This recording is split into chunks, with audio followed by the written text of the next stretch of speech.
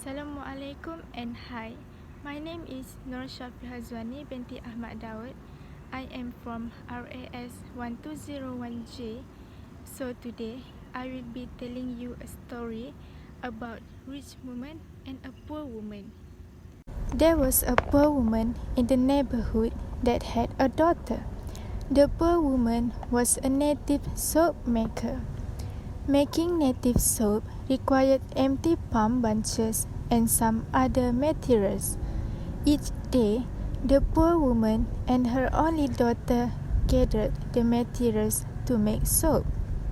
When the soap was ready, people would come from the neighboring villages to buy it. One day, the poor woman and her daughter prepared soap and waited for buyers, but nobody came. They waited all day into the late evening, but still no one came to buy soap. Meanwhile, they had no food to eat at home.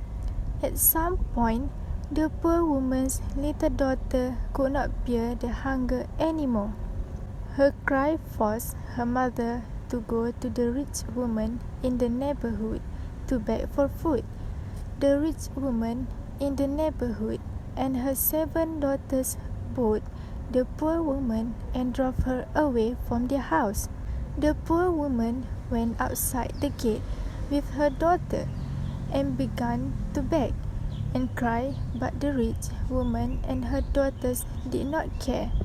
Rather, they went out and drove her further away. One of the rich woman's daughters nibbled at her. "Do you think we would ever need anything from you?" The poor woman and her little daughter went home without any food. They felt as if they would be hungry forever. As they were approaching their house, they saw somebody standing in the road. At first, they did not recognize the person, but when they got closer, behold, it was the poor woman's sister-in-law. She came to visit and also brought a lot of food with her. The poor woman quickly opened the door, took her in, and told her about their ordeal. Her visitor presented the food she brought for her, and the poor woman quickly cooked. They ate and slept. The herbalist told them to pay him some money. In addition, he asked them to bring an empty palm bunch. At that time, palm bunch was very scarce.